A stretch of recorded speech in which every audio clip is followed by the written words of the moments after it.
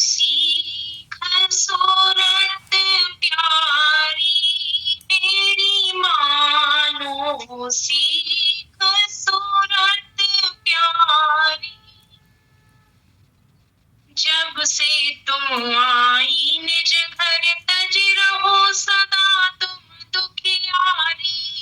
जब से तुम आई निज घर तज रहो सदा तुम दुखियारी। परमानंद स्वरूप अगम गति, परमानंद स्वरूप अगम गति, सो घर छोड़ ताजी सारी मेरी मानो, सीख सूरत प्यारी। करी मित्रता मन से जग में, योनि योनि में झक मारी। करी मित्रता मन से जग में, योनि योनि में झक मारी। आवागमन चक्र में घूमी, आवागमन चक्र में घूमी, कर मन गले फांस डारी मेरी मानो, सीख सूरत प्यारी मेरी मानो, सीख सूरत प्यारी। निकसन की कोई राह न पाई, ऐसा जाल विकट भारी। निकसन की कोई राह न पाई, ऐसा जाल विकट भारी। अब गुरु तुम्हें उबारन आए, अब गुरु तुम्हें उबारन आए, उनकी बात सुनो प्यारी मेरी मानो, सीख सूरत प्यारी। उनसे नाता नेह लगाओ, सबसे मन से हो न्यारी। उनसे नाता नेह लगाओ, उन सबसे मन से हो न्यारी। सब कुल कुटुंब स्वार्थी जानो, सब कुल कुटुंब स्वार्थी जानो, गुरु है सच्चे हितकारी मेरी मानो, सीख सूरत प्यारी मेरी मानो, सीख सूरत प्यारी। चेत करो उनका तुम सत्संग, उनकी रहो आज्ञाकारी। चेत करो उनका तुम सत्संग, उनकी रहो आज्ञाकारी। राधा स्वामी दयाल दया से, राधा स्वामी दयाल दया से, बेड़ा होवे भव पारी मेरी मानो, सीख सूरत प्यारी मेरी मानो, सीख सूरत प्यारी। राधा स्वामी। गुरुदेव जगत व्याप्तम, ब्रह्मा विष्णु शिवात्मकम, गुरु परतरम नहीं किंचित, तस्मै श्री गुरुवे नमः। सर्वे भवन्तु सुखिनः, सर्वे सन्तु निरामयाः, सर्वे भद्राणि पश्यन्तु, मा कश्चित् दुःखभाग् भवेत्। परम तत्वाधार परम पुरुष पूर्ण धनी मालिक कुल पुष्करनाथ जी महाराज की पवित्र आत्मा सभी सत्संगी भाइयों बहनों माताओं बच्चों बुजुर्गों सबको राधा।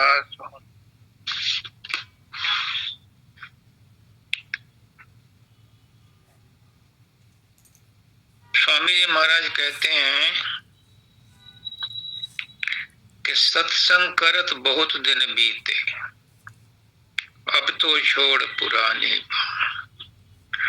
कब तक करो कुटिलता गुरु से, अब तो गुरु को लो पहचान। आज जो आचार्य जैसे ने सत्संग दिया, बहुत मार्मिक, सटीक और सही है कि कब तक गुरु से कुटिलता करोगे। और गुरु से क्यों, तुम तो अपने आप से भी कर रहे हो। आज जो सारा सत्संग रहा आचार्य जयश्री का, कि तुम अपने आप निर्णय करो, अपने आप को तो इन्वॉल्व करो। अगर तुम हर काम को यही करते रहोगे कि मुझे ये नहीं मिला, मुझे ये नहीं मिला, मुझे ये नहीं चाहिए, मुझे ये चाहिए,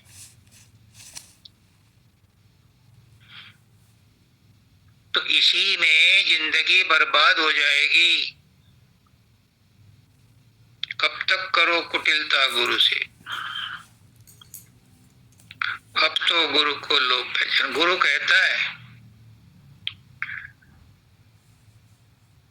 कि तुम ये निर्णय करो तुम्हें क्या चाहिए। पहले स्वयं तो निर्णय करो तुम्हें क्या चाहिए। इस संसार में सबके लिए सब कुछ उपलब्ध है। अगर तुम्हें संसार चाहिए, संसार में खुशी चाहिए, तो अपना एक इष्ट बनाओ, किसी को बना लो। कोई जरूरी नहीं है गुरु को बनाओ, किसी को बना लो, अपना एक इष्ट बनाओ और उससे मांगो। चाहे आंख खोलकर मांगो, चाहे आंख बंद करके मांगो। अगर अपने इष्ट से मांगोगे और दर्द दिल से मांगोगे तो मिल जाएगा। क्यों फिर तुम किसी और के पास जाते हो? तुम्हें जो चाहिए वो मांगो, मिलेगा। दरवाजा खटखटाओ, खुलेगा। लेकिन पहले ये तय कर लो कि तुम्हें क्या चाहिए। एक भक्त था, उसने शिव शंकर की भक्ति करी, ये सोच के शिव शंकर भोले भाले हैं, जल्दी प्रसन्न होते हैं। तो शिव शंकर प्रसन्न हो गए। उसने बोला, शिव शंकर बोले उससे कि बोल बेटा क्या मांगता है? तो कहने लगा मुझे खुशी दे दो। तो शिव शंकर बोले बेटा खुशी क्या होती है मुझे नहीं पता, तो कोई चीज मांग ले जिससे तुझे खुशी मिलती हो। अब ये मुझे नहीं पता कि किससे खुशी मिलेगी, तो फिर मैं तुझे क्या दूं? जो खुद निर्णय नहीं कर पा रहा कि मुझे किससे खुशी मिलेगी, बाबा भोलेनाथ ने कहा कि मैं तुझे कोई भी चीज दे सकता हूं, लेकिन तू ये तय कर ले कि तुझे क्या चाहिए। अगर तू समझता है उससे खुशी मिलेगी तो मैं दे दूंगा, तो उससे खुशी ले ले। पर खुशी नाम की मेरे पास कोई चीज नहीं है, वो तो तुझे खुद ढूंढनी पड़ेगी। तो वही जयश्री ने कहा कि या तो उसकी मौज में चलो कि वो जैसा रख रहा है उसी की मौज में चलते रहो, मुझे कुछ नहीं चाहिए, मैं तो निष्काम भक्ति इसलिए कर रहा हूँ, इसलिए कर रही हूँ कि मैं तेरी हूँ और तू मेरा है, मुझे तुझे याद करना है इसलिए मैं याद कर रही हूँ, मुझे कुछ चाहने के लिए नहीं मैं तेरी भक्ति कर रही। पुष्करनाथ जी कहते हैं उससे क्यों मांगते हो, वो तो पहले ही बहुत दे रहा है और सब कुछ दे रहा है और बिन मांगे दे रहा है। मांग करके तुम उससे उसकी दात को छोटा करते हो। तुम चाहते हो कि तुम्हें एक मकान मिल जाए, 2 मकान मिल जाए, 1 गाड़ी मिल जाए, 2 गाड़ी मिल जाए, पुत्र हो जाए, नौकरी लग जाए। ये तो बहुत छोटी सी चीजें हैं, ये तो भाग्य से अपने आप मिल जाएंगी। अगर तुम्हें मांगना ही है उससे, तो अगर वो आदमी ये कहता है कि मुझे तो आप ही चाहिए हो, भोले शंकर से कहता है कि मुझे तो आप ही चाहिए, मैं तो आपके लिए प्रार्थना कर रहा था, इतने दिन से भक्ति कर रहा था, तो उसे सब कुछ मिल जाता। उसने कामना रख करके की और वो भी कामना का पता नहीं है किस काम के लिए की। तो वो कहती है जयश्री कि पहले अपने आप डिसाइड कर लो कि उसकी मौज में रहना है कि अपनी मौज में रहना है। अगर तुम अपनी मौज में रहना चाहते हो तो फिर ये मत कहो कि अच्छी अच्छी चीजें तो मैंने की और बुरे बुरे काम नहीं ब्राह्मणों के, ये मत सोचो। या तो टोटल उसको एक्सेप्ट करो या टोटल रिजेक्ट करो। अच्छा हो गया तो मैंने किया था इसलिए हो गया, और बुरा हुआ तो तूने कर दिया। क्या भगवान बुराई करने के लिए बैठा है? उसके पास और कोई काम नहीं, तुम्हें दुख देने के लिए बैठा है। क्यों देगा तुम्हें दुख? ये दुख और सुख तो तुम्हारे अपने प्रारब्ध से, अपने कर्मों से आए हैं। तुम कहोगे इस जन्म में तो हमने कोई गलत काम किया नहीं, तो ये जन्म भी कोई आज का है? अरबों खरबों जन्मों का है, चला आ रहा है सिलसिला अनइंटरप्टेड, बिना रोकथाम के। इस जन्म में नहीं किया तो पिछले जन्मों में क्या होगा? अब भीष्म पिता मैंने 106 जन्म पहले सांप को झाड़ियों से मारा था, इसलिए उनके शरीर में तीरों की सैया बना दी थी। धृतराष्ट्र ने 105 साल पहले एक भेड़ की आंख फोड़ी थी तिनके से, इस जन्म में वो अंधा हुआ था। तो आज का कोई काम है ये तो पुराने जन्मों से चला आ रहा है। या तो उसको पूरी तरह से एक्सेप्ट करो या पूरी तरह से रिजेक्ट कर दो। एक्सेप्ट करने का मतलब है कि उसकी जो करी है गुरु करी है, और गुरु जो करी है भला करी है। या फिर रिजेक्ट कर दो कि नहीं, ये मेरे चाहने से होता है, मेरे चाहने से होगा, मैंने ही अब तक किया है, मैंने ही शादी की है, मैंने ही बच्चे पैदा किए हैं। तो फिर जब तूने किए हैं तो भुगत उन्हें। क्यों रोता है कि बच्चे रोटी नहीं देते, या मुझे तकलीफ हो रही है, या बच्चों की नौकरी नहीं लगी है, या मकान नहीं मिला है? जब तेरे अंदर सामर्थ्य है तो तू अपने आप कर, और अगर तूने सहारा पकड़ा है तो उसका भरोसा रख। कहीं तो आपको निर्णय लेना पड़ेगा, अपने आप को इन्वॉल्व करना पड़ेगा। अगर अपने आप को इन्वॉल्व नहीं करोगे और दूसरे में कमियां निकालते रहोगे तो ये जीवन भी ऐसे ही चला जाएगा। तुम गुरु से भी कुटिलता करते हो, अपने आप से भी कुटिलता करते हो। ना गुरु की बात को समझते हो और ना ही अपने आप को ही निर्णय लेते हो। गुरु जो 10 बात कहता है उनमें से एक बात ही पकड़ लो तो तुम्हारा उद्धार हो जाएगा। क्यों? क्योंकि हर आदमी संशय में, संदेह में फंसा पड़ा है, गलत को सही मान करके उलझा पड़ा है, सच का उसे पता नहीं और झूठ को वो सच समझ करके उलझा पड़ा है। गुरु उसको जब समझाता है कि ये तो झूठ को पकड़े बैठा है, सच को देख, तो वो कहता है कि सच क्या है और झूठ क्या है? तो गुरु कहता है कि सच कोई लंबी चौड़ी चीज नहीं है, जो इन आंखों से दिखाई देता है वो सब झूठ है, वो टिकने वाला नहीं है। ये शरीर अपना टिकने वाला नहीं है, कोई रिश्तेदार टिकने वाला नहीं है, और जो सच है वो इन आंखों से दिखाई नहीं देता, उसे अंदर में देखना पड़ता है। वहां तक कोई जाता नहीं और बाहर ही बाहर में उलझे रहते हैं। तो गुरु यही संदेह मिटाने आता है। गुरु की और कोई कृपा नहीं है, और कोई दृष्टि नहीं है, दया दृष्टि नहीं है गुरु की। मैं आज आपसे साफ साफ और बड़े स्पष्ट शब्दों में कहता हूं, किसी को बुरा लगे या भला लगे, अब ये बात गांठ बांध लो कि गुरु किसी पर कोई दया नहीं करता। गुरु की कृपा सिर्फ इतनी है कि वो आपके संदेहों को मिटाता है। पुष्करनाथ जी कहते हैं कि गुरु सिर्फ तुम्हारा विचार बदलता है, भाग्य नहीं बदलता, परिस्थितियां नहीं बदलता। जो परिस्थितियां तुम्हें तुम्हारे भाग्य से आई हैं वो तो तुम्हें भुगतनी पड़ेंगी। हाँ, गुरु की बात मानोगे तो उनका झेलना, उनका भुगतना ऐसे हो जाएगा जैसे मन भर आटा पीसने की बजाय एक से आटा पीस लिया, बस तुम्हारा टैक्स चुकता हो गया। इतना तो हो सकता है, क्योंकि वो सोच बदल गई। पर तुम सोचो कि गुरु हमारे कर्म काट देगा। गुरु किसी के कर्म नहीं काटता, उससे अपने नहीं कटते। वो किसी के क्या कर्म, पुष्करनाथ जी कहते हैं मैं तो उन्हीं का ढोल बजाऊंगा कि ना तुम अपने अच्छे कर्म किसी को दे सकते हो और ना तुम बुरे कर्म किसी के ले सकते हो। तुम चाहो कि अपने बच्चे की तकदीर बदल दो, अपनी बिटिया की तकदीर बदल दो, जो उसके भाग्य में है वो लिखवा के लाई है, उसको वो भुगतने पड़ेंगे।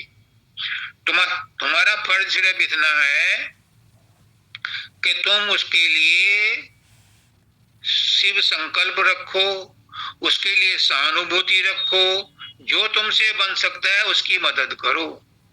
लेकिन जो उसके कर्म है वो उसको ही भुगतने, कोई गुरु नहीं काट सकता किसी के कर्म। क्या रामचंद्र जी ने दशरथ के कर्म काटे? पानी पिलाने वाला कोई नहीं था, ऐसे दशरथ ने प्राण छोड़े थे। चार पुत्र थे और एक चारों के चारों ब्रह्म के अवतार थे और कोई पानी पिलाने वाला नहीं था। आखिरी समय में काटे उनके कर्म, उन्हें खुद काटने पड़ते हैं हर आदमी को। कोई ये ना समझे कि मैंने गुरु कर लिया और मेरे कर्म कट जाएंगे। नहीं, कर्म कटेंगे, कर्म हल्के होंगे, परिस्थितियां हल्की होंगी, गुरु की बात को समझ करके उस पर आचरण करने से। वही आज जयश्री ने बोला है कि आचरण तुम्हें करना है, बात को समझना है। बिन समझे आप लकीर के फकीर मत बनो, बात को समझो। समझ में ना आए दोबारा पूछो, 10 बार पूछो, लेकिन जब एक बार बात समझ में आ जाए तो उस पर अड़ जाओ, वैसा आचरण करो। जो गुरु की बात को बजा लाता है उसके कर्म कट जाते हैं, फिर वो कर्म नहीं रहते, फिर करनी बन जाती है। इसलिए गुरु की इंपॉर्टेंस है, पर तुम गलत ढंग से पकड़ते हो कि गुरु ने सब कर्म काटने। कोई गुरु नहीं। बाबा सामंत सिंह जी ने कहा था, एक आदमी उनके दरबार में आया जूतों की माला पहन करके और काला मुंह करके बाबा सामंत सिंह जी के दरबार में आया। तो लोगों ने बड़े ताज्जुब किया। बाबा ने पूछा क्या बात है? कि मुझसे गुनाह हो गया। तो फिर यहाँ क्यों आया है? अगर मेरे गुनाह माफ कर दो। कोई गुरु किसी का गुनाह माफ नहीं करता। तुमने गुनाह किया है तो तुम्हें भुगतना पड़ेगा। एक तरीका हो सकता है कि बैठ यहाँ 3 घंटे अभ्यास कर।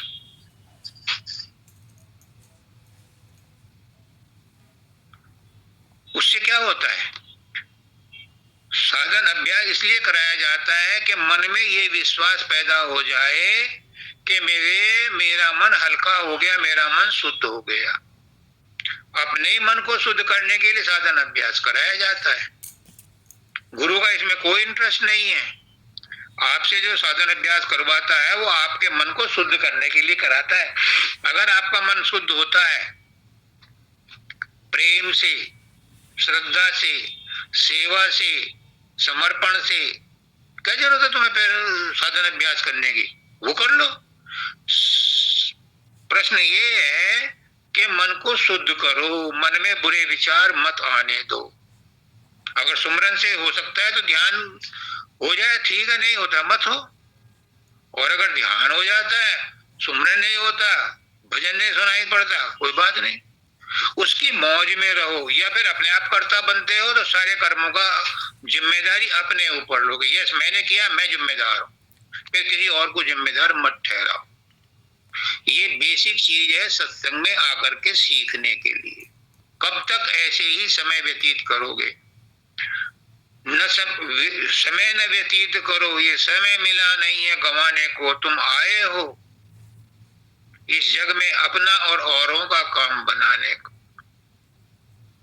ध्यान से सुनो, समझ करके सुनो। और अभी यू टर्न लेने का समय है, यू टर्न ले लो। अगर आपको लगता है कि मैं गलत रास्ते पर हूं तो अपने रास्ते को बदल लो। और आप ही अपने रास्ते को अपने संकल्प से बदल सकते हो, दूसरा कोई आपको फोर्स नहीं कर सकता। क्योंकि 24 घंटे मन के साथ तुम रहते हो, तुम्हारा गुरु नहीं रहता। हाँ रहता है गुरु, कौन सा गुरु? अंदर वाला गुरु। लेकिन अंदर वाला गुरु से बाहर वाला गुरु नाता जोड़ देता है, उसको कायम रखना आपका ही काम है। अगर अपने अंदर वाले गुरु से आप जुड़े नहीं रह सकते, पुष्करनाथ जी कहते हैं 24 घंटे गुरु को बैकग्राउंड में रखो। उसका क्या मतलब है? इसका साफ मतलब है कि गुरु को हाजिर नाजिर जानो, हर जगह, हर समय, हर वक्त। जो भी काम करो वो ये मान के करो कि मैं गुरु की अदम मौजूदगी में कर रही हूं। अगर गुरु की अदम मौजूदगी में मान करके करोगे तो गलत काम नहीं कर सकते। फिर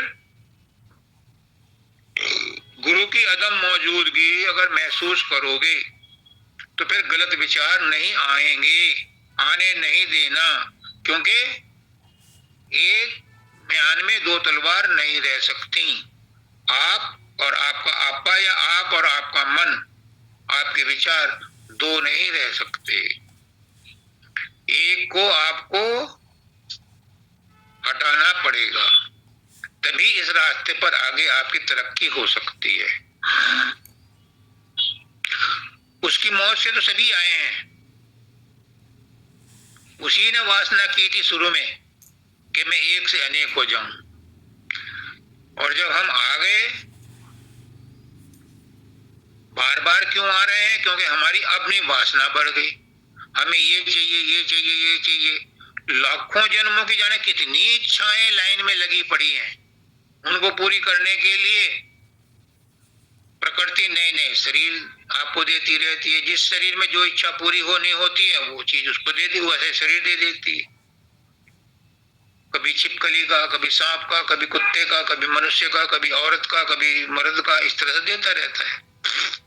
क्यों? क्योंकि आपको आपकी इच्छाएं पूरी करनी है। जिस समय शरीर को छोड़ के आत्मा निकलती है बाहर, तो आत्मा कहीं नहीं जाती। शरीर 5 तत्वों का 5 तत्वों में मिल जाता है। लेकिन जो दूसरा सूक्ष्म शरीर है, एस्ट्रल बॉडी है, उसके अंदर इच्छाएं, वासनाएं, कामनाएं, तृष्णाएं भरी रहती हैं। वो शरीर को ढूंढने के लिए प्रयास करती है। और जहां जहां जैसी इच्छा होती है वहीं वहीं वैसी वैसी वो बानक बन जाते हैं और ऐसे उसका जन्म होता है।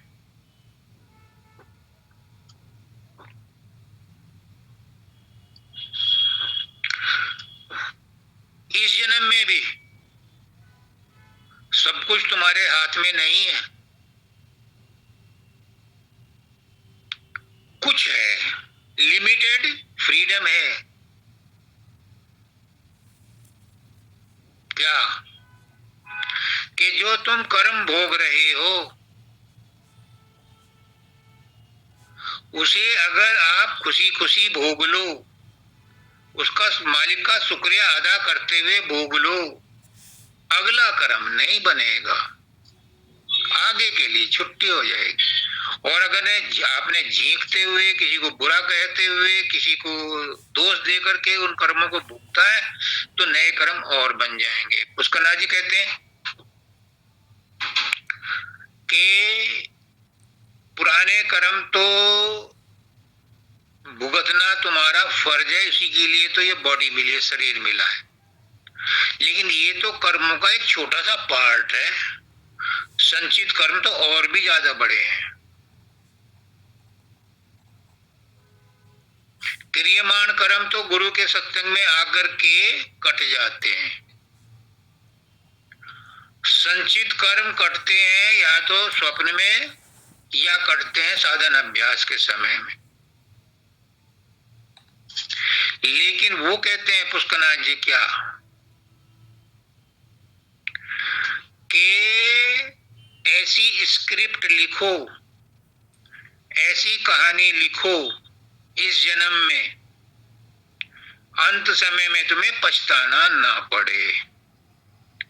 तो तुम्हारा अगले आने वाला जो फेट है, भाग्य है, वो बदल जाएगा। पुराना वाला नहीं बदल सकता, अगला वाला भाग्य बदल सकते हो। ये आपके हाथ में, ये लिमिटेड स्वतंत्रता मालिक ने मनुष्य को दी और वो भी नहीं दी कि अब जो आप काम करोगे उसमें आपको लिमिटेड स्वतंत्रता है, लिमिटेड फ्रीडम है कि अगर आप अपने पुराने कर्मों को भोगते हुए मालिक का शुक्रिया अदा करते रहोगे तो तुम्हारे नए कर्म नहीं बनेंगे। और अगर झींकते हुए, दूसरों को बुराई देते हुए, दूसरों की गलतियां निकालते हुए उन्हें भुगतोगे तो और नए कर्म बन जाएंगे, फिर आगे और लिस्ट बन जाएगी। दूसरी बात कहते हैं कि कोई इच्छा मत करो, क्योंकि बिना इच्छा के वो तुम्हें जो जरूरी है सब कुछ दे रहा है। जो तुम्हें चाहिए वो प्रारब्ध से अपने आप मिल जाएगा, चिंता ना करो। साधारण प्रयास से मिलेगा, विशेष प्रयास करने की जरूरत नहीं है। विशेष प्रयास करने हैं तो अपने इष्ट को खोजो और इष्ट की ऊपर ध्यान लगाओ, इष्ट की उपासना करो। उपासना का मतलब है उसके नजदीक बैठो। नजदीक बैठने का मतलब है कि उसकी बात को सुनो, उस पर गौर करो। अब माता जी ने कहा कि आनंद कहां से आता है, आनंद क्या है। हम सब सुख के लिए बात करते हैं, सुख की चाहना। आनंद का किसी को पता भी नहीं आनंद है क्या, लेकिन माता जी ने आज कहा है तो उनकी बात को आगे बढ़ाना है। सुख मिलता है शरीर से, लेकिन सुख मिलने का स्थान है मन।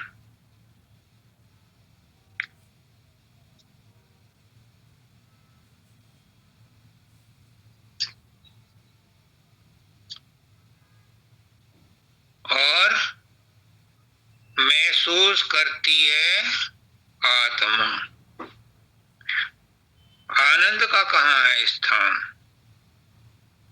शांति, उससे पहले तो शांति आएगी। शांति मिलने का स्थान है मन। मिलती कहाँ है? आत्मा में। और महसूस कौन करता है? विशुद्ध आत्मा, सूरत। और आनंद कहाँ मिलता है? आनंद मिलता है आत्मा में। आनंद मिलने का स्थान है आत्मा। और महसूस कौन करती है? विशुद्ध आत्मा। तो आनंद कहाँ से आता है? आनंद किसका विषय है? आनंद आत्मा का विषय है। जब आप आत्मा तक पहुंचोगे तो आपको आनंद मिलेगा, परमानंद मिलेगा। महसूस करेगी सूरत। कहां से आता है आनंद? कहां से आता है आनंद? आत्मा से ही आता है। और चीजों में आनंद नहीं मिलता। जब तक आत्मा एकाग्रचित ना हो, एकाग्रचित तो मन होगा, जब तक आत्मा विशुद्ध ना हो तब तक आनंद नहीं मिलता। और बिना आनंद मिले आवागमन नहीं छूटता। आवागमन के लिए अपने आप में गुम होना जरूरी है, और वो गुम होना ही आनंद की अंतिम अवस्था है, आत्मा की अंतिम अवस्था है, सुरत की अंतिम अवस्था है। अब जैसे ने कहा मनन करो, ये मनन आज का नहीं है, ये ऋषियों मुनियों की देन है। श्रवण मनन और निध्यासन, गुरु का सत्संग सुनो ये श्रवण है, उसके वचन सुनो ये श्रवण है, उस पर मनन करो, उस पर चिंतन करो। चिंता नहीं करनी, चिंतन करना। गुरु के वचनों पर चिंतन करो, मनन करो। जो समझ में न आए वो क्रॉस क्वेश्चन करो, निध्यासन करो। निध्यासन का मतलब उसके समीप बैठो, उससे वार्तालाप करो। जब आप श्रवण मनन और निध्यासन कर लोगे तब आगे का रास्ता खुलता है। आगे का रास्ता क्या है? इस आवागमन की दीवार को तोड़ने का काम शुरू होता है। पहले ये 3 काम जरूरी हैं। इतना सस्ता नहीं है मोक्ष मिलना, मुक्ति मिलना इतना सस्ता नहीं है। वैसे मुक्ति मिलनी बहुत सस्ती है, बहुत सस्ती है। पूछो कैसे? आप संसार से मन हटा लो तो आत्मा परमात्मा के ही सम्मुख है।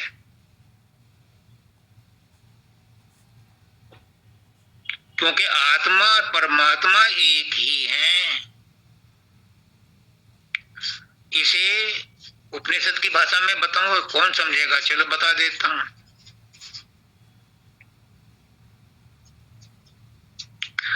आत्मा ही ब्रह्म है। जो कहते हैं ना ब्रह्म अहम ब्रह्मस्मि, वो जबान से कहते हैं, उन्होंने आत्मा को जाना नहीं। जो आत्मा को जान लेता है वो नहीं बोलता, वो चुप हो जाता है। क्योंकि आत्मा ही परमात्मा है, आत्मा ही ब्रह्म है। लेकिन क्यों महसूस नहीं होती? क्योंकि मन बीच में है। अगर मुक्ति चाहिए, काहे से मुक्ति? अगर कर्मों से मुक्ति चाहिए तो निष्काम कर्म करो। कृष्ण भगवान कहते हैं गीता, जो निष्काम कर्म होते हैं उनका फल नहीं भोगना पड़ता, और दूसरे कर्म जो हो रखे हैं उनको वो काटने का साधन बन जाते हैं। मन से मुक्ति चाहिए क्योंकि मन बाधक है, तो मन को परमात्मा में लगा दो, इष्ट में लगा दो। ये मिश्रा जी का भी प्रश्न है कि मन को मन वाले गुरु को कैसे दिया जाए। मन को मन वाले गुरु को इस तरह दो कि हर समय मन में गुरु का ही या इष्ट का ही विचार बना रहे, तो वो उसके पास चला जाएगा। ये उपासना है। मन को मन वाले गुरु को देना उपासना है। कितने लोग करते हैं, जबानी जमा करे तो सब करते हैं, मैंने सब कुछ आपको अर्पण कर दिया। ये नहीं होता। स्वामी जी महाराज कहते हैं, शरणागत जब हुआ किसी का, तुझको बंदे चिंता क्या। घर हृदय में चिंता व्यापे, धोखा है शरणागत ना। अगर चिंता भी करते हो और कहते हो कि मैं शरणागत हूं, मैंने गुरु को मन दे दिया, झूठ है, धोखा है। दोनों साथ नहीं चल सकते। बाबा शब्दानंद जी महाराज कह गए कि भाषा और चिंता मालिक के दरबार में नहीं जा सकती, लेकिन नहीं जा सकती। यही सब छोड़ना पड़ता है। धुलाई कुटाई पिटाई खूब होती है, ये सब यही छोड़नी पड़ती हैं। और अगर तुम नहीं छोड़ोगे तो ऊपर नहीं जा सकते, और अगर ऊपर जाना है तो इन्हें छोड़ना पड़ेगा। तो कहना जय श्री का कि संकल्प तो आपको करना है कि आपको क्या चाहिए। अगर आपको आवागमन से मुक्ति चाहिए तो फिर संसार से विरक्ति भी लेनी पड़ेगी। पुष्कना जी कहते हैं ज्ञान और भक्ति दोनों सगी बहनें हैं। जहां एक होती है वहीं दूसरी आ जाती है। अगर ज्ञान आपके पास है तो भक्ति भी आ जाएगी, भक्ति है तो ज्ञान भी आ जाएगा। वो कहते हैं इनकी तीसरी बहन और है, वो है वैराग्य। अगर ये दोनों भाग्य से मिल गई तो तीसरी बहन भी अपने आप खिंच के आ जाती है, वैराग्य अपने आप आ जाता है, करने की जरूरत नहीं पड़ती। पहले इन दो का मिलाप हो जाए तो तीसरी तो अपने आप आ जाती है, उसको बुलाने की जरूरत नहीं पड़ती, उसको कार्ड नहीं भेजना पड़ता, उसके लिए इश्तहार नहीं छापना पड़ता, वो तो अपने आप आ जाती है। और जब तीनों चीज मिल जाती है तो आपका यहां से टाटा बाय बाय हो जाता है। लेकिन ये करने की का भेद है नहीं बुद्धि विचार, और बुद्धि छोड़ करनी करे तब पावे कुछ सारी बातों का पुलाव नहीं है। कहना जयश्री का कि इसके लिए तो तुम्हें इन्वॉल्व होना पड़ेगा। कोई तुम्हें तुम्हारे लिए मुक्ति नहीं दिला सकता, कोई तुम्हें तुम्हारे लिए इच्छित वस्तु नहीं दे सकता, कोई नहीं दे सकता। तुम खुद अपनी इच्छित वस्तु को अपने पास खींच करके ला सकते हो।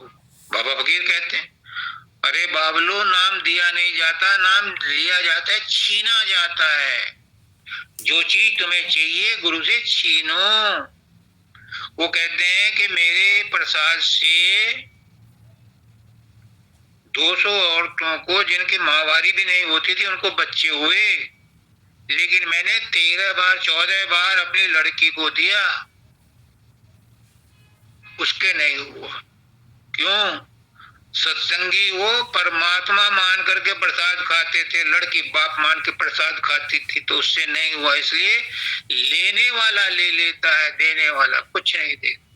जिसकी जितनी श्रद्धा होती है वो अपनी श्रद्धा से खींच लेता है, लॉ ऑफ अट्रैक्शन से खींच लेता है, गुरु से भी खींच लेता है जो उसे चाहिए होता है। तो डिसीजन इज योर्स। गुरु कुछ नहीं देता, सिर्फ तुम्हारे संदेह मिटाता है और तुम्हारी सोच बदलता है। आज का क्या शब्द है भाई? जी गुरुदेव, आज है मेरी मानो सीख सूरत प्यारी, जब से तुम आई निज घर तज, रहो सदा तुम दुखियारी। हाँ ठीक है। बस स्वामी जी महाराज कहते हैं सूरत तू दुखी रहे हम जानी, जा दिन से तूने शब्द बिचारा, मन संग यारी ठानी, सूरत तू दुखी रहे हम जानी। सूरत है हमारी विशुद्ध आत्मा। ये दुखी क्यों है? ये तो परमात्मा की अंश है, इसे दुखी क्यों होने की जरूरत पड़ी? कृष्ण भगवान कहते हैं ममई वांशो जीव लोके जीव भूते सनातना, सारे जीव मेरे ही लोक के हैं, मेरे ही वंश के हैं। और स्वामी जी महाराज भी कहते हैं तू तो थी सतपुरुष के अंशी, गोत ले जाया शर्म ना आई। तू सतपुरुष के अंश से तो दुखी क्यों है? क्या कारण है कि आत्मा यहां आकर के दुखी है? पहली बात तो ये है कि ये संसारी दुखालय है। अब केमिस्ट्री दुकान में दवाइयां मिलती हैं क्योंकि वो है ही औषधालय, औषधियों का भंडार है।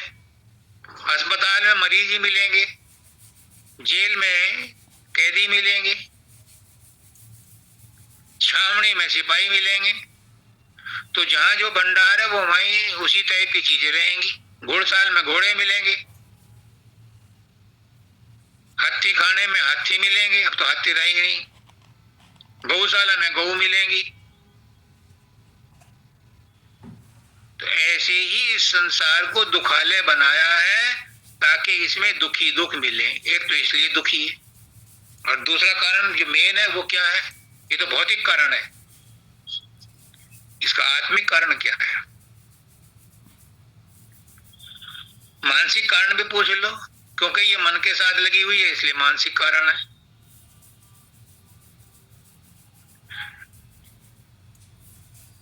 थी राजकुमारी और बंगी के साथ शादी कर ली तो दुखी होना ही था। अब आध्यात्मिक कारण क्या है इसका? हम अपने आप को भूल गए, हम अपना नाम पता ही भूल गए, हमारी आत्मा यही भूल गई कि वो आत्मा है, हमारी सूरत यही भूल गई कि वो आत्मा है। उसे बताने के लिए, उसका नाम पता बताने के लिए सदगुरु आता है। ये पुष्करनाथ जी कहते हैं मैं तो उन्हीं का ढोल बजाऊंगा, मेरे पास और कुछ नहीं है, उन्हीं की वाणी को रिपीट कर रहा हूं। वो कहते हैं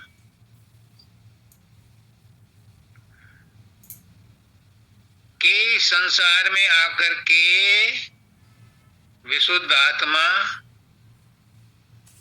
अपने आप को भूल गई, बचपन से ही उसे याद दिलाया, बचपन से ही ये मम्मी है, ये पापा है, ये कौवा है, ये कोयल है, ये गाय है, ये बछड़ा है। संसार की चीजों का ज्ञान भर भर के उसे, उस बच्चे को जो मासूम था, जो परमात्मा का उसके अंदर भौतिक ज्ञान भर दिया, तो वो अपना नाम पता ही भूल गई। आत्मा अपने आप को कुछ नहीं समझती, सिर्फ शरीर समझती है। कुछ लोग जो सत्संग में आते हैं वो कहते हैं मन बहुत दुखी करता है, वो मन को परमात्मा समझते हैं, वो अपने आप को मन का ही रूप समझते हैं। इसी भ्रम को मिटाने के लिए सदगुरु आता है। सदगुरु कहता है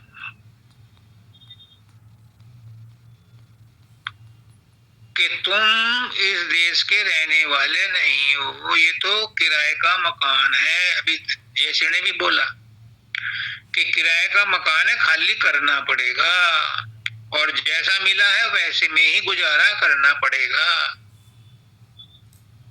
ठीक है, टेम्परेरी थोड़ी सी अलमारी वगैरह बनवा दो, गैस रखने का स्टैंड बनवा लो, थोड़ा बहुत तो तुम इस शरीर में कर सकते हो, लेकिन चेंजेस, ज्यादा मेजर चेंजेस नहीं कर सकते। ये तो जैसा है वैसा ही आपको टॉलरेट करना पड़ेगा, और इसी में रहते हुए तुम्हें अपने आप की खोज करनी है। इस शरीर के छूटने के बाद कोई खोज नहीं होती किसी किस्म की। इस भ्रम में मत रहना कि छूटने के बाद मुक्ति मिलेगी। खबरदार, मैं हाथ जोड़ के कहता हूं, कोई गारंटी नहीं। ये नकद का सौदा है, कैश ट्रांजैक्शन है। जिसको जीते जी महसूस हो गया कि तू मुक्त है तेरे अंदर, उसकी क्या पहचान है? वो न दुख में दुखी, न सुख में सुखी, न लाभ में दुखी, न हानि में खुश, न मौत में, न गम में। सब चीजों से वो, सब परिस्थितियों से ऊपर रहता है। उसे सर्दी गर्मी का भी प्रभाव नहीं पड़ता। वो शरीर को अपना मानता ही नहीं है, मन को अपना मानता है नहीं। ना शारीरिक बोध भावों से दुखी होता है, ना मानसिक बोध भावों से दुखी होता है, ना आत्मिक बोध भावों से दुखी होता है। वो हो जाता है स्थित प्रज्ञ, उसे अपना ज्ञान हो जाता है, उसे आत्मा का ज्ञान हो जाता है। और आत्मा का ज्ञान प्राप्त होने के बाद वो स्थित प्रज्ञ हो जाता है। फिर वो कह सकता है कि मैं जीवन मुक्त हूं। ये कैश ट्रांजैक्शन है, अपने आप महसूस करो। सेल्फ टेस्ट, आजकल सेल्फ टेस्ट के बहुत किट आते हैं बाजार में। अपना ब्लड प्रेशर देख लो, अपना शुगर देख लो, अपना जो भी और बीमारियां, उनका टेस्ट खुद कर सकते हैं।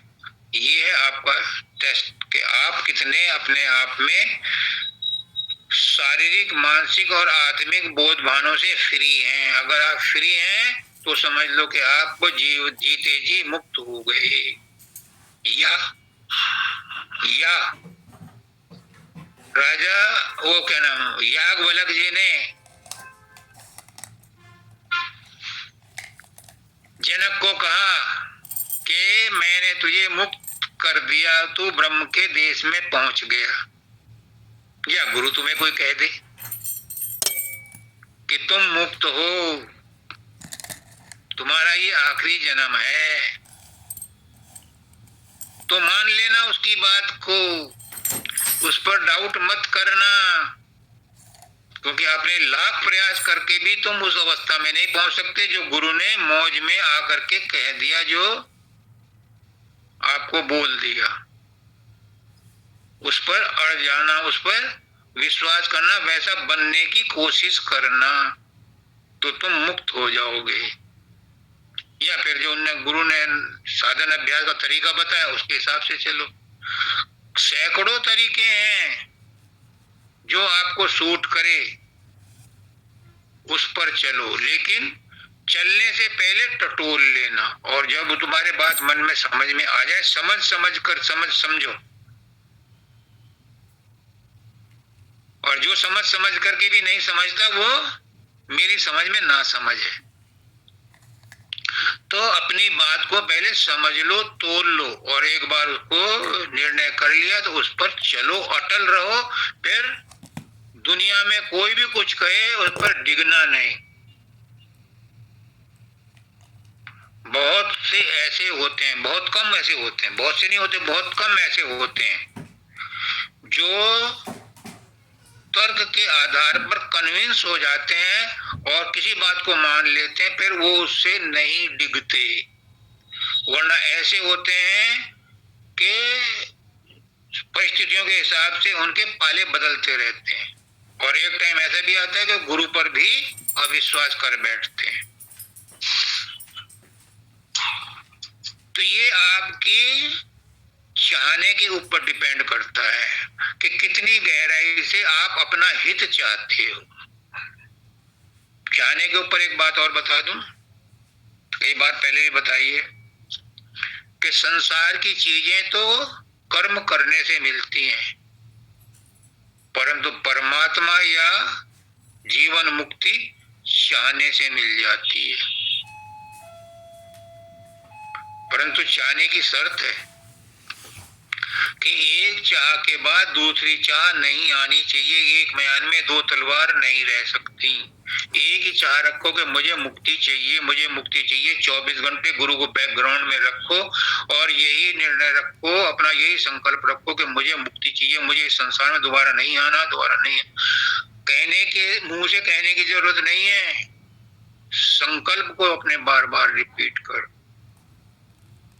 कितने सोते हुए जागते हुए स्वप्न में भी तुम उसी का स्वप्न देखो कि मैं मुक्त हूं, मैं मुक्त हूं, मैं मुक्त हूं। भले ही आप इसे शेख चिल्ली वाली बात कह लो, लेकिन ये शास्त्रों में लिखा है, ये गुरु का अनुभव है कि जो अंत समय में तुम्हें ये बात याद रही कि मुझे मुक्ति चाहिए, मैं मुक्त हूं। अंत समय में अगर तुम्हें ये रहा, तुमने कोई साधन अभ्यास नहीं किया, सिर्फ यही बात रखी अपने इष्ट को ध्यान में रख करके कि मैं मुक्त हूं, मेरे गुरु ने मुझे मुक्त का आशीर्वाद दिया है, और ये अंत समय में तुम्हें याद आ गया तो तुम मुक्त हो गए। अगर कोई और रील वहां पर आती है, आएंगी, तब भी तुम ये कहो कि ये रील झूठी है, मुझे तो गुरु ने कहा मुक्त हूं, मैं मुक्त हूं। ये विचार जब आ जाता है अंत मता सो गता, फिर आपका पुनर्जन्म नहीं होगा, नहीं होगा, नहीं होगा। लेकिन ये आपके संकल्प के ऊपर है। गुरु के आशीर्वाद दे देने से फलीभूत नहीं होता। आप कितना संकल्पवान है, उसको कितना ग्रहण करते हैं, किस तरह से आप उसको स्वीकार करते हैं, उस पर डिपेंड करता है। तो तू सूरत तू दुखी रहे हम जाने, तो दुखी है ये तो मुझे पता चल गया। तो क्यों है? जा दिन से तू ने शब्द भुलाया, मन संग यारी ठानी। जिस दिन से तूने परमात्मा को, गुरु को अपने शब्द को बुला दिया और मन के साथ लिपट गई, उसी दिन से तू दुखी है। और इसी को चिताने के लिए गुरु आता है। गुरु क्या करता है? गुरु तुम्हारा अंदर वाले गुरु से गठ जोड़ा कर देता है। जैसे शादी के टाइम में ननद गठ जोड़ा कर देती हैं पैरों से पहले, ऐसे ही गुरु नाम देते हुए आपका गठ जोड़ा कर देता है, शब्द के साथ तुम्हें जोड़ देता है। जो नाम देता है वो शब्द ही है। और जब तुम उसकी कमाई करते हो, उसको याद करते हो, उसका रूप बनाते हो, उसके बताए हुए रास्ते पर चलते हो, तो अंदर में शब्द प्रकट हो जाता है। गुरु, बाहर वाला गुरु अंदर में ही पहुंच जाता है, प्रकाश के रूप में, शब्द के रूप में। इसमें एक इंटरेस्टिंग बात है, पता नहीं गलत है कि सही है। अब जब बात आ ही गई है, वंदिता से तो कई बार डिस्कस हुई है, लेकिन आज सरेआम हो जाएगी। मालिक मुझे माफ करे अगर गलती हो तो उनकी, क्योंकि वही कहलवा रहे हैं। हमारे अंदर दो आत्माएं हैं। कठोपनिषद में आता है, इसलिए बात गलत नहीं हो सकती, कि एक पेड़ पर दो पक्षी रहते हैं। एक फल को खाता है और उसके कर्म बन जाता है, फिर उनको भुगतता है। दूसरा पक्षी है, वो नहीं खाता, वो आजाद रहता है। वो दोनों पक्षी हमारे यहाँ हैं, खोपड़ी में, ब्रह्मरंध्र में। एक वहां बैठा हुआ है और एक नीचे उतर करके यहाँ आ गया है तीसरे तिल पर, और तीसरे तिल से वो नीचे सारे शरीर में फैला हुआ उस पेड़ के फल खाता है।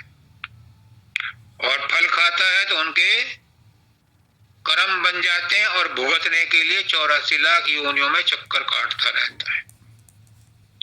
गुरु आता है, वो कहता है कि अपने सूरत को, अपनी अटेंशन को, अपने ध्यान को सारे शरीर से खींच के यहाँ लाओ तीसरे तिल पर, आज्ञा चक्र पर।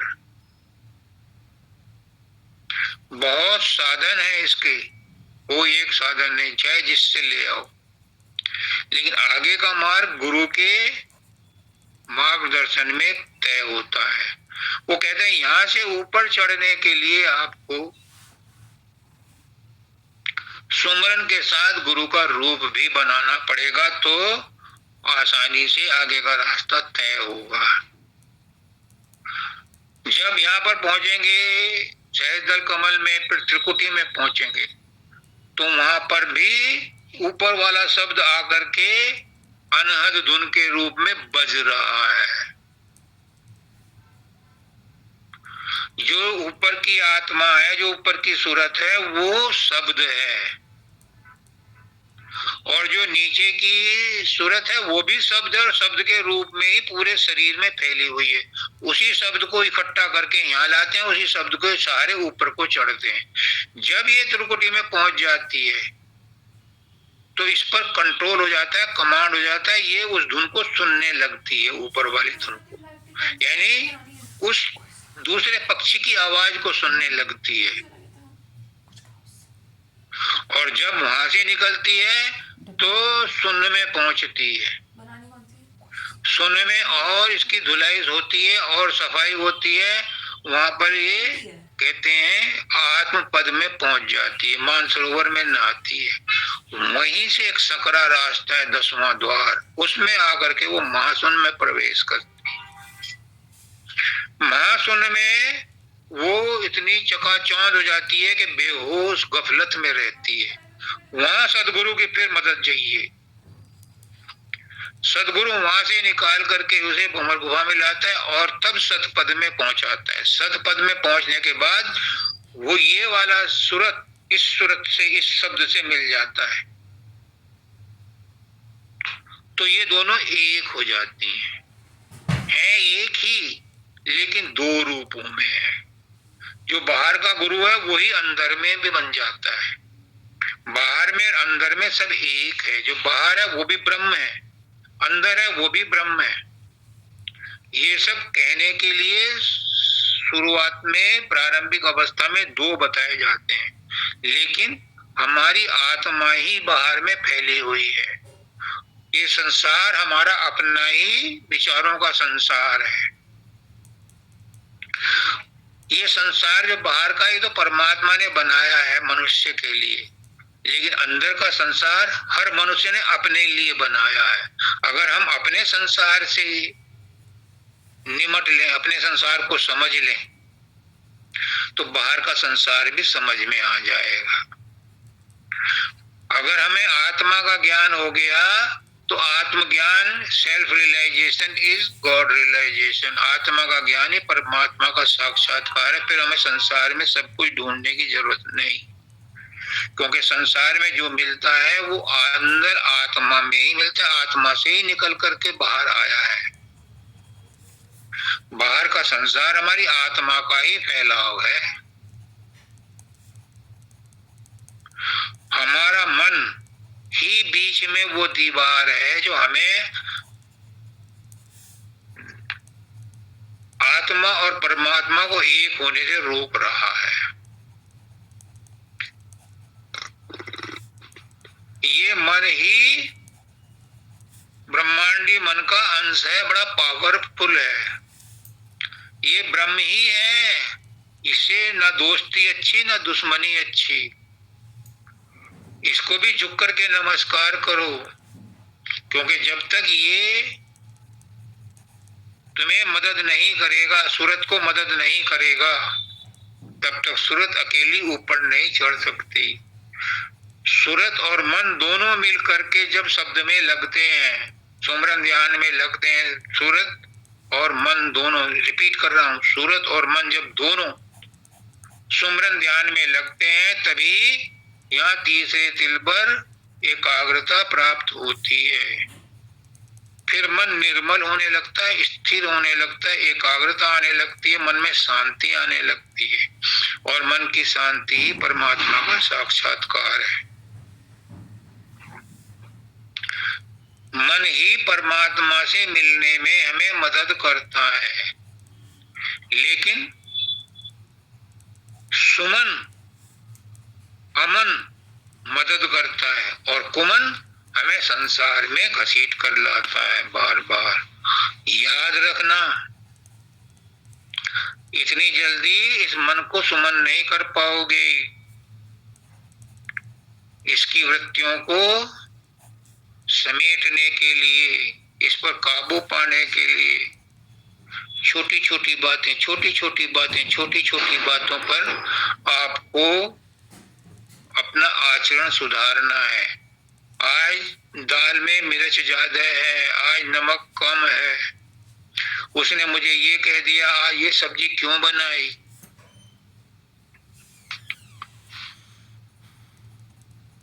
उसके कपड़े मेरे कपड़े से ज्यादा सफेद क्यों हैं, उस पर कार दूसरी कहां से आ गई, उसने आज इतनी महंगी साड़ी कहां से खरीद ली, उसने मुझे क्यों ऐसा कह दिया, उसने मुझे क्यों घूरा,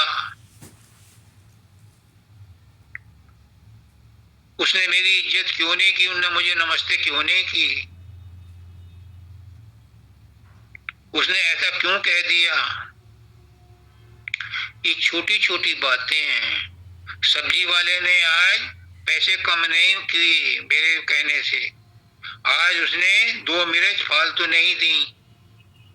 ये छोटी छोटी बातें हैं, पर मन को संयम करने के लिए बहुत कीमती है। अगर छोटी छोटी बातों में, इन क्षुद्र बातों में हमारी शक्ति नष्ट होती गई तो ऊपर चढ़ने की शक्ति नहीं मिलेगी। मन को कंट्रोल में लाने की, संयम में लाने की शक्ति हमारे पास नहीं बचेगी। फिर हम ऊपर कैसे चढ़ेंगे। ये छोटी छोटी बातों से अपनी ऊर्जा को बचाओ, कंजर्व करो। आप बढ़ा नहीं सकते ऊर्जा को। ऊर्जा तो न बढ़ सकती है न घट सकती है।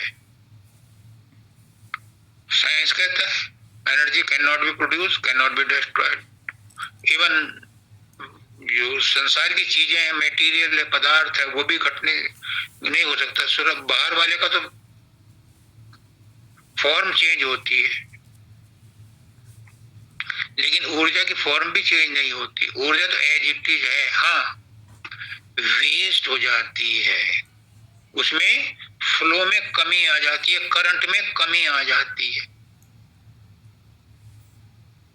जब दिवाली पर आप झल्लर लगाते हो तो एक ही सॉकेट में 10 तार लगा दो आप, तो उनमें सब में करंट बट जाता है। एक बार मैंने एक ही लाइन में 10 बल्ब लगा दिए, तो वो बहुत ही मामूली सा वो था। तो उसने कहा कि इनको ऐसे नहीं, एक के साथ दूसरा कट करके लगाओ, एक सीरीज में मत लगाओ, इनको बीच में कट करके और उसके साथ बल्ब में उसमें लगाओ, तब जाकर के उनमें करंट बराबर आया। कहने का मतलब ये है कि अगर हम अपनी ऊर्जा को कंजर्व नहीं करते, उसको सिस्टमेटिक वे में